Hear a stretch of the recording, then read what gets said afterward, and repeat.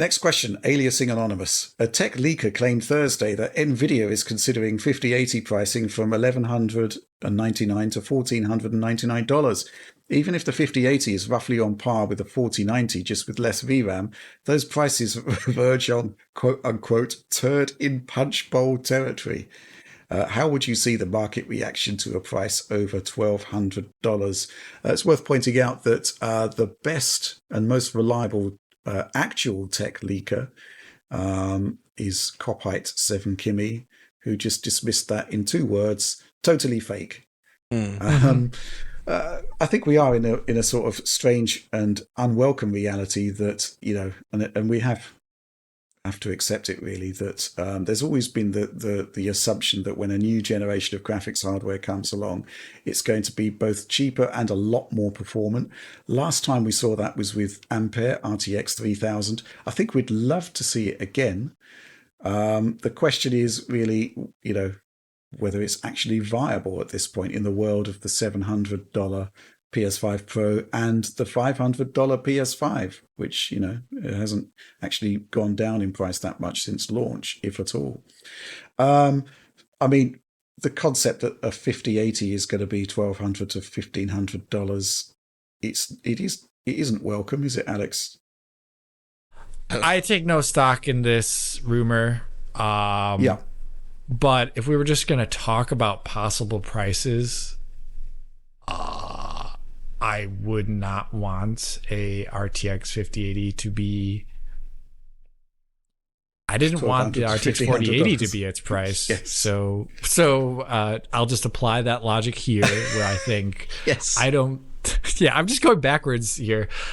I don't think that would be. I don't think it being above 1K USD is great for the market necessarily. The specs are not shouting at me and like the RTX 3080 was, where it's like, this is a great buy, right? Based upon the leaked specs yet. I still need to be convinced about what this thing can do before I start talking about prices. So yeah, I just don't take any stock in this rumor at this moment. The only thing from Copite 7 Kimmy beyond totally fake was, I don't believe there will be a significant price increase for RTX 5090, which kind of in turn suggests that the stack will be similarly priced. I think there were mistakes obviously made with 4080 pricing, yes, which were to an extent rectified with the 4080 Super, which was effectively a price cut because the performance was like literally 1 or 2% better. It's all going to be about the perception of value. I mean, I think that we're going to get some new features. I think they're going to be doubling down on all of the stuff that we've seen already, and it will be better. I think that, like it or not, RTX 40 series has actually been phenomenally successful, even though there was this massive pushback on pricing. The worst product, I think, in the entire stack is probably the 4060 Ti. And yet there it is on the Steam hardware survey in the top 10. So, you know, there's kind of like negative reaction to pricing and then what people are actually doing when they go out and upgrade their GPU. And what can I say?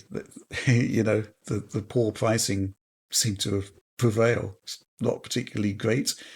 But, you know, who knows what we'll see. If we go back in history, I think the Turing launch was similarly controversial with its extremely high pricing. I mean, at the time, I think the 2070 was like $530, which was like nuts.